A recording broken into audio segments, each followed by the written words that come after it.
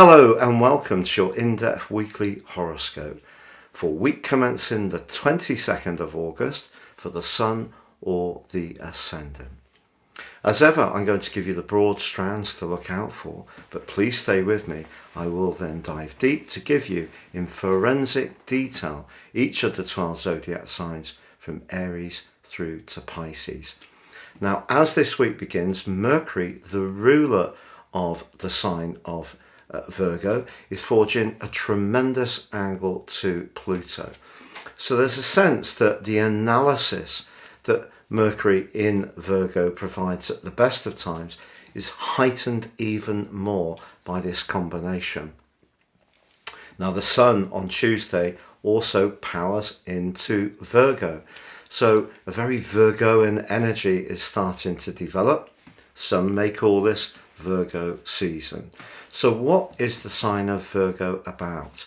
It's the sixth zodiac sign. It's ruled by Mercury, of course. It is an earth sign, but also it's mutable in terms of its quality. So very much to do with flexing. But it's asking us to use our precision and discrimination to get some of the finer details of our situations working that much more efficiently. And that can be something that can give us a great deal of pleasure. It may not sound very sexy, but actually, if the main parts of our world are running in a well-ordered way, that frees up energy. And of course, the sign of Virgo is about health as well as virtue. So we have an opportunity over the next 5 weeks to really take these areas a lot more seriously, particularly as there is a Virgo new moon on Saturday, which is going to be particularly influential because it's squaring up to the mighty Mars in the sign of Gemini. Also, Mars is forging an exuberant link with Jupiter this week, which can give us a lot more desire to live in the moment. But the clash between Mars and the new moon suggests we shouldn't try too hard to be too perfect, to try to strip out too many parts of our existence which may be a little bit indulgent. It's about finding a nice balance. But also this week, Uranus slams on the brakes, the last of the higher octave planets to do so, and will be in retrograde through to the 22nd of January next year. But there's a T-square later this week between Saturn, Uranus and Venus. And in fact, Venus and Saturn are going to be exactly opposite one another.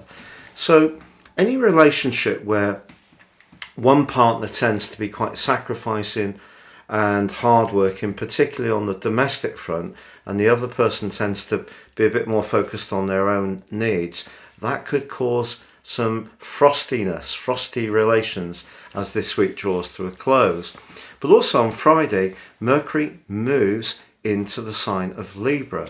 So whatever happens this week, however much we're trying to reform certain areas of our life, whether it's to do with decluttering, clearing out drawers, recycling stuff that we don't need anymore, perhaps getting a bit fitter, looking at what we're eating and seeing if we can make some improvements, perhaps considering some physical health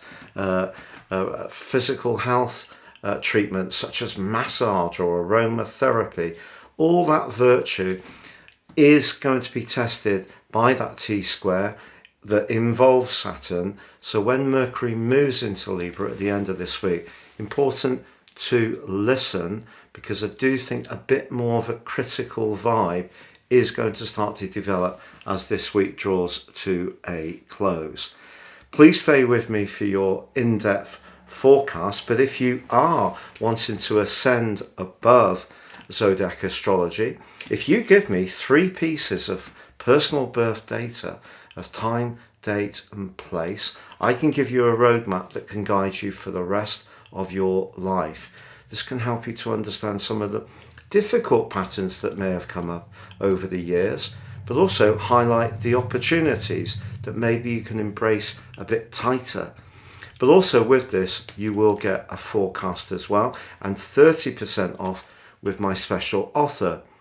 Now you can get the rest of this year free as well as the whole of year 2023 within this forecast, please see the link below. Now, if you've yet to subscribe to my channel, I'd be grateful if you did so now. If you have already, thank you so much. So Taurus, your week commencing the 22nd of August forecast sees the sun move into that part of your horoscope that's to do with self-expression, initially joining up with Mercury. Now, this is really quite a delightful combination. Yes, it's Virgo, but Virgo for you is your sister Earth triplicity. So this is an area where you can feel more outgoing. Your physical vitality can start to pick up. So that's really lovely. Also, of course, Uranus and the North Node in your sign continue to be influential. But Venus, your ruler, is in your 4th house. So this suggests you may want to invite people around and play mine host. Even if there's someone that you're drawn to on a more romantic basis, maybe going out and enjoying a meal together or visiting somewhere that's very tranquil and peaceful can actually be very, very lovely. But Mercury and Pluto are angling up in a very agile but helpful way at the start of this week. If there is something that you're thinking about in terms of a travel plan or higher education, expanding your world, your mind will be working really efficiently and well. But Uranus does go retrograde in your sign on Wednesday. What will this mean? I think Uranus has really been pushing you since 2019 in March, and for obviously those 5 months in 2018, to really embrace your individuality, to make sure that the authentic you is coming through, whatever version of you that might be, because I think you will have changed quite radically since then, simply because Uranus is about alterations. It is about restlessness. It is about being a bit more outspoken. It's about stating your truth. And because you have traditionally liked a degree of stability, that change at times has been a little bit difficult. So I just feel that if some of those changes haven't quite evolved as you would like, or you're not quite where you want to be, the retrograde gives you a chance to rethink some of these issues. But essentially, it is about you finding the way and mode of being that you feel totally at ease with. You're not needing to be anything other than the person you really want to be in the here and now, not the person that someone else wanted you to be in former years. Now, also, Mars is forging a terrific angle to Jupiter. Someone, quite surprisingly, could do something very generous as far as you're concerned. It could be linked to someone from your past. It may even be that your past efforts can provide a dividend or payback in a financial sense, and that can really please you. Or maybe some research that you're doing behind the scenes is going to give you some extra confidence to move forwards in terms of your finances. We're all facing some big headwinds, but there could be a strand that's set to develop this week that really can be very positive for you. Now, the new moon is going to be squaring up with Mars. The 5th second house axis can see us be a little bit more free and easy with our money.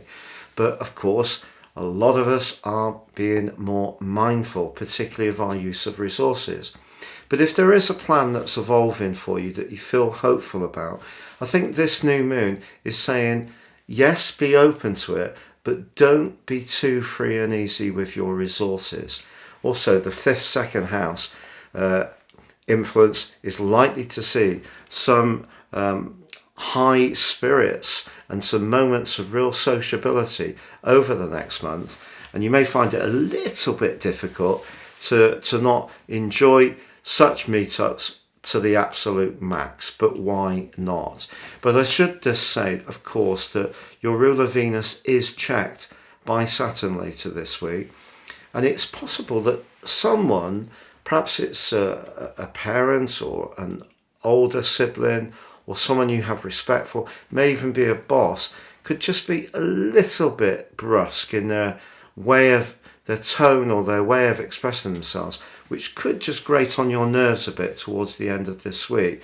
But generally, this is the time when you can start to feel much more bubbly, outgoing, and vibrant.